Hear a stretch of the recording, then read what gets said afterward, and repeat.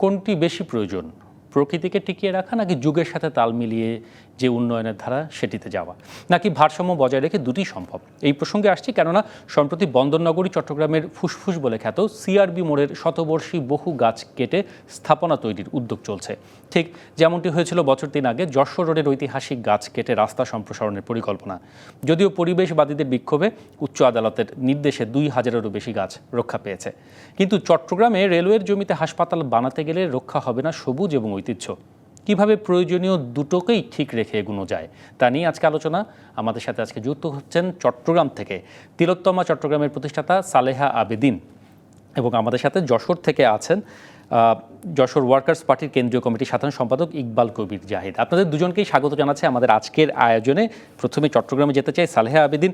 হাসপাতালের প্রয়োজন নিশ্চয়ই আছে, এবং ৫০০ শয্যার একটি হাসপাতাল এবং আরও ১০০ আসন বিশিষ্ট একটি মেডিকেল কলেজ সিআরবি মোড়ে বানানোর যে পরিকল্পনা চলছে, তার জন্য আমার প্রথম প্রশ্ন যে সিআরবি মোড়কে বেছে নেওয়ার কোনো কারণ আছে কিনা, সুনির্দিষ্ট কারণ আছে কিনা, কিংবা এই হাসপাতাল অন্য কোথাও করা সম্ভব কিনা? ধন্যবাদ। খুব গুরুত্বপূর্ণ আমাদের চট্টগ্রামের জন্য একটা এখন সংকটময় সময়ে হাসপাতাল চট্টগ্রামে প্রয়োজন আছে। তবে একটু বলতে চাই, আমাদের মহান মুক্তিযোদ্ধাদের স্মৃতি বিজড়িত আমাদের এই সিআরবি, যেখানে আমাদের চাকসুর জেএস শহীদ আব্দুর রবের শহীদ সমাধিস্থল কবরস্থান আছে ওই জায়গায়, যেখানে শহীদ আব্দুর রবের নামেই কিন্তু নামকরণ করা হয়েছে সেই কলোনিটা সিআরবি জায়গায়।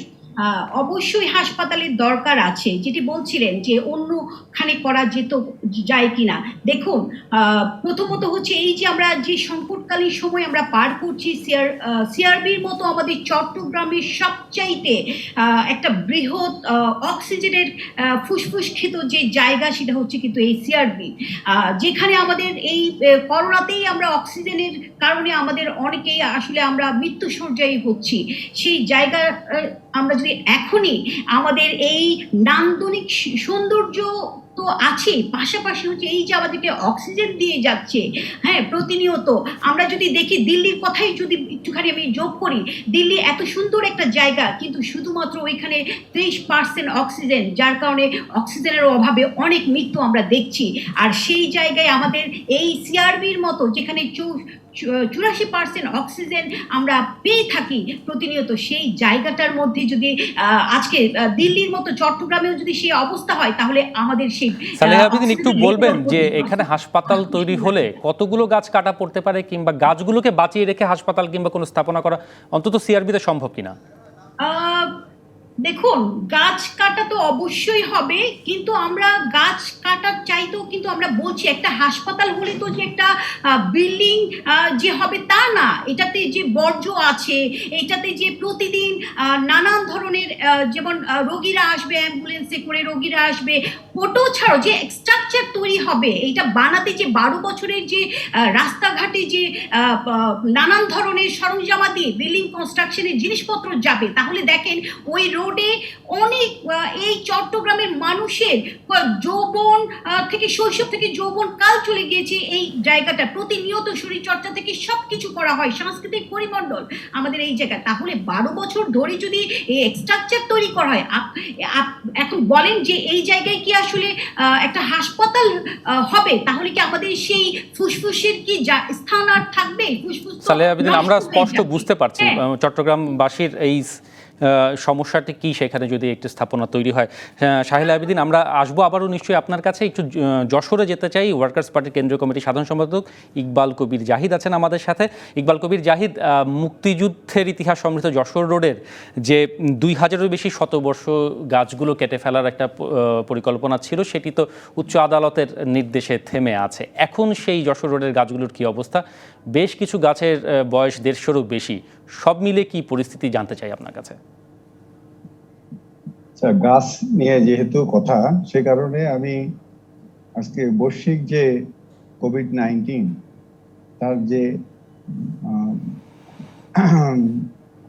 আত্মসংক্রমণ, এই সংক্রমণে আমাদেরকে সারা পৃথিবীর মানুষকে নতুন অভিজ্ঞতায় অভিজ্ঞ করে তুলেছে। আমি স্মরণ করতে চাই, আচ্ছা এখানে আমার নামে একটা ভুল আছে, সেটা হলো যে আমি বাংলাদেশের ওয়ার্কার্স পার্টি মার্ক্সবাদীর কেন্দ্রীয় কমিটির সদস্য। আচ্ছা, দুঃখিত, আমরা নিশ্চয়ই সংশোধন করে দেবো, আপনি বলুন। হ্যাঁ, আমরা 200 বছর আগে মহামতি এঙ্গেলস বলেছিলেন যে প্রকৃতির উপর যদি হস্তক্ষেপ করা হয় তাহলে প্রকৃতি তার প্রতিশোধ নেবে। আমরা সারা পৃথিবীতে উন্নয়নের নামে যে বেলেল্লাপানা হলো, প্রকৃতির উপর হস্তক্ষেপ হলো, মানুষের প্রয়োজনকে সামনে নিয়ে শিল্প বাণিজ্য, মারণাস্ত্র ইত্যাদি তৈরি হলো, এবং এখন আমাদের সমস্ত পৃথিবী এখন একটা ঝুঁকির মুখে। এই সময় যারা এই উন্নয়নের কারিগর, আমেরিকা, ইউরোপ, তারাই আজকে এই করোনায় যে ভয়াবহ বিপর্যয়ের মুখে পড়েছেন এবং তারা সামালিয়ে দিতে পারলেন না, এই পরিস্থিতি আমরা আমাদেরকে গাছ সম্পর্কে, প্রকৃতি সম্পর্কে নতুন অভিজ্ঞতায় সমৃদ্ধ করছে। আমরা যখন এই গাছ কাটার প্রশ্ন আসে যশোর রোডের, আমরা শুধু ঐতিহ্যের কথা না, আমরা বলছিলাম যে এই গাছ কাটার যে দৃষ্টিভঙ্গি, এই দৃষ্টিভঙ্গির সাথে একটা প্রকৃতি বিধ্বংসী দৃষ্টিভঙ্গি আছে। আমাদের দক্ষিণ পশ্চিম অঞ্চলের মংলায় কয়লা বিদ্যুৎ কেন্দ্র করা হচ্ছে, সেখানে সুন্দরবনকে ধ্বংস করে আমাদের এই অঞ্চলের নদীগুলোকে মেরে ফেলা হয়েছে। আমাদের নদীর নাব্যতা না থাকার কারণে আমাদের এই এলাকার যে বনভূমি, জীববৈচিত্র্য, প্রাকৃতিক যে বৈশিষ্ট্য, সেই বৈশিষ্ট্যর উপর আঘাত আনা হয়েছে। আপনারা জানেন যে সারা যখন আইলা, সিডর প্রাকৃতিক দুর্যোগ হয় তখন সুন্দরবন আমাদেরকে আগলে রাখে।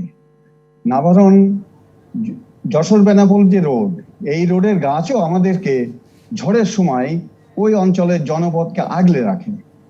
ফলে আমরা যশোর রোডের সাথে মুক্তিযুদ্ধের ঐতিহ্যের প্রশ্ন যেমন জড়িত, দেখুন এই গাছ রক্ষা করা হবে কি হবে না তার সাথে আপনার প্রকৃতি সম্পর্কে যে দৃষ্টিভঙ্গি, সেই দৃষ্টিভঙ্গি জড়িত।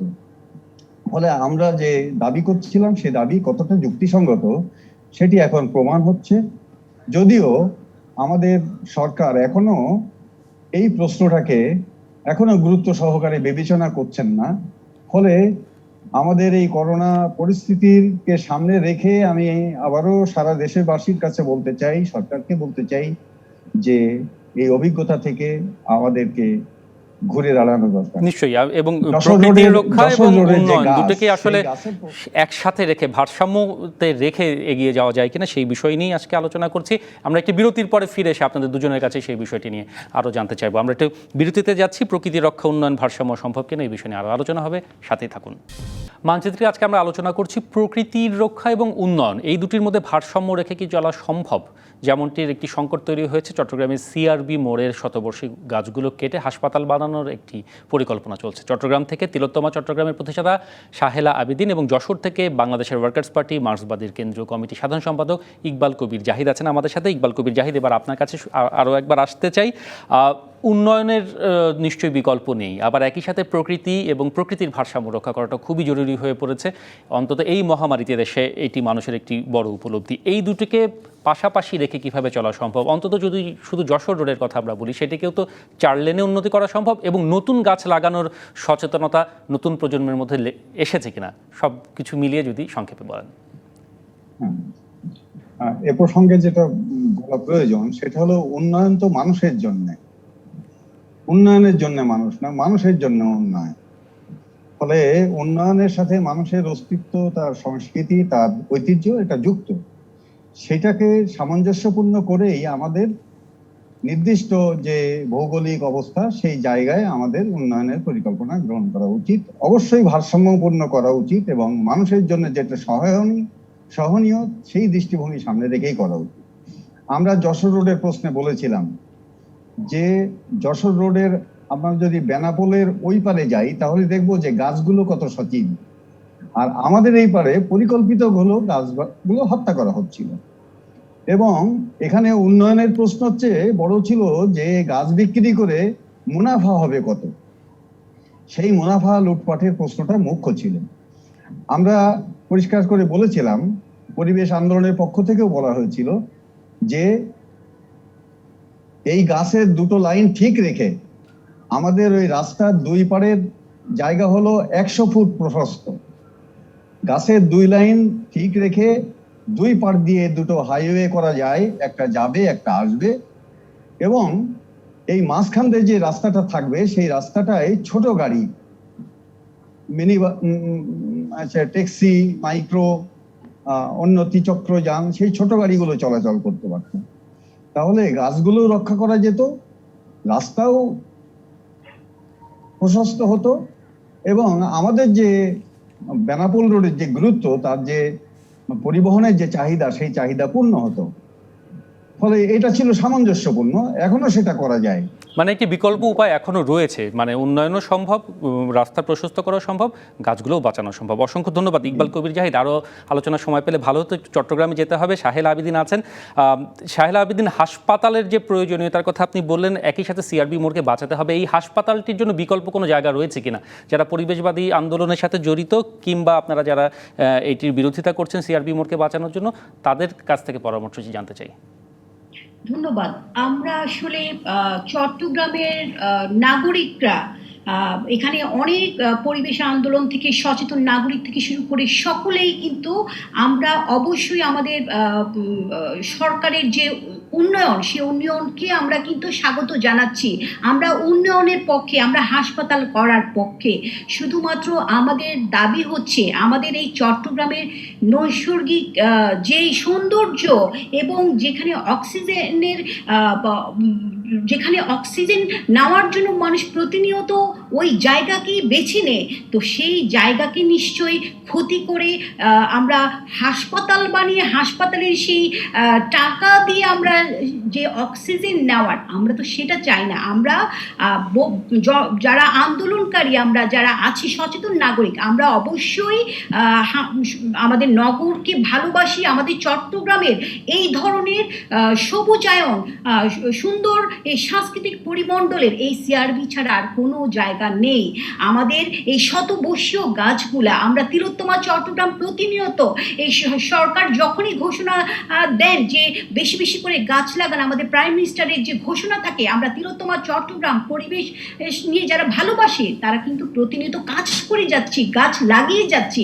সেই জায়গায় আমরা মনে করি রেলওয়ের তো অনেক অপরিত্যক্ত জায়গা রয়েছে, এখানেই করতে হবে কেন? এই পরিবেশকে ধ্বংস করেই কেন করতে হবে? অবশ্যই একটা দালান কোঠা যখন উঠবে অবশ্যই গাছ কাটতে হবে, আমাদের সেই জায়গাটা গাছ কাটতে হবে, আবার গাছ লাগবে সেটাও বড় কথা না।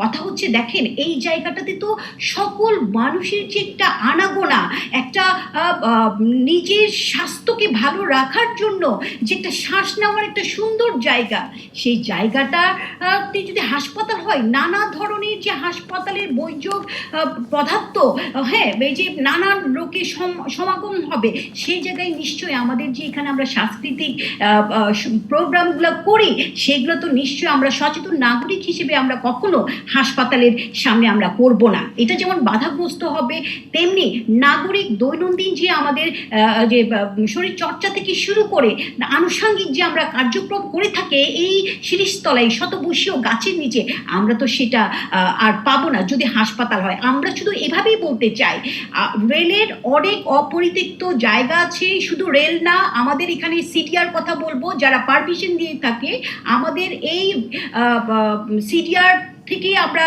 জানতে পেরেছি হেরিটেজ এলাকা হিসেবে, ডিটেইলিং এরিয়া হিসেবে খ্যাত এই সিআরবি। তো যেখানে আমরা জনগণকে আসলে অন্যায় করলে প্রতিরোধ করা হয়, সেই জায়গায় আমরা তো কখনো চাইবো না এভাবে সরকার মানে আপনার কথার প্রসঙ্গে বোঝা গেল যে আরো রেলওয়েরই বিকল্প জায়গা রয়েছে, এবং আমরা জেনেছি যে রেলওয়েরই অনেক শ্রমিকরা এর বিরোধিতা করেছেন এই জায়গাটিতে হাসপাতালের। অসংখ্য ধন্যবাদ সাহেল আবেদিন, অসংখ্য ধন্যবাদ ইকবাল কবির জাহিদ আজকে আমাদের সাথে যুক্ত হয়ে সময় দেওয়ার জন্য। এই ছিল আমাদের আলোচনা পর্বে।